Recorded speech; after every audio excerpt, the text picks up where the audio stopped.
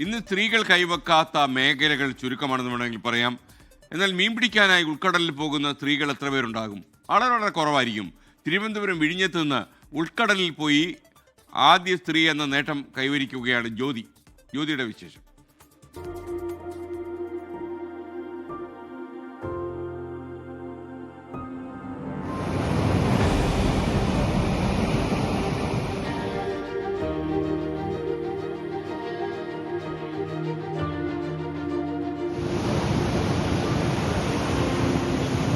ജ്യോതി ചെറുപ്പം മുതൽ കണ്ടു വളർന്നത് ഈ കടലാണ്. കടലിനെ സാക്ഷിയാക്കിയാണ് ജീവിതം പഠിച്ചത്. വേണ്ടപ്പെട്ടവരെല്ലാം ജീവൻ പണയം വെച്ച് കടലിൽ പോകുന്നത് നോക്കി നിന്ന കാലമുണ്ടായിരുന്നു. എന്നാൽ ആ കാത്തിരിപ്പ് വെറുതെയായില്ല. കടലിന്റെ ഓളങ്ങളിൽ പതറാതെ ജ്യോതിയും ഉൾക്കടലിലെത്തി. വലിയ ആകാംക്ഷയോടും കടലിന്റെ ഭംഗികൾ കാണാനുള്ള പ്രതീക്ഷയോടു കൂടിയാണ് പോയത്.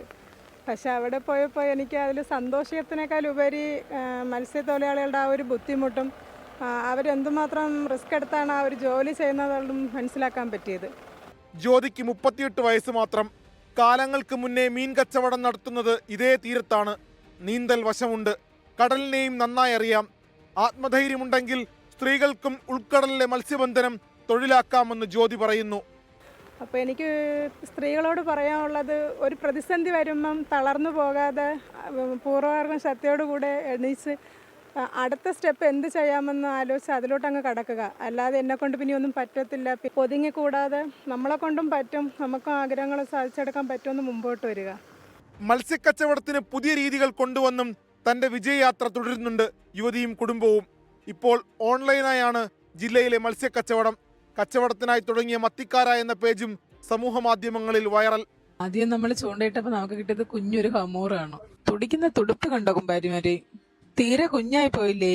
ഇവനെ കൊണ്ട് നമുക്ക് ആവശ്യമില്ല, അപ്പം കുറച്ചുകൂടെ വളർന്നു വരട്ടെ, നമുക്ക് തിരിച്ചിവനെ കടലിലോട്ട് തന്നെ വിടാം.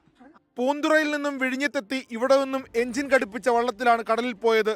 മണിക്കൂറുകൾ നേരം കടലിൽ ചെലവഴിച്ച ശേഷമാണ് ആദ്യത്തെ ഉൾക്കടൽ മത്സ്യബന്ധനം ജ്യോതി അനുഭവിച്ചറിഞ്ഞത്. അധ്വാനിക്കാനുള്ള മനസ്സുണ്ടെന്നും ജീവിത പ്രാരാബ്ധങ്ങൾ അതുവഴി തീർക്കാൻ കഴിയുമെന്നും ജ്യോതി വിശ്വസിക്കുന്നു. 24 തിരുവനന്തപുരം. ലോകത്തെവിടെയായാലും ഏത് സമയത്തും 24 വാർത്തകളും ഓഗ്മെന്റഡ് റിയാലിറ്റി പാക്കേജുകളും എക്സ്പ്ലെയിനറുകളും വിശദമായി കാണാൻ ഞങ്ങളുടെ യൂട്യൂബ് ചാനൽ നിങ്ങൾക്ക് സബ്സ്ക്രൈബ് ചെയ്യാം.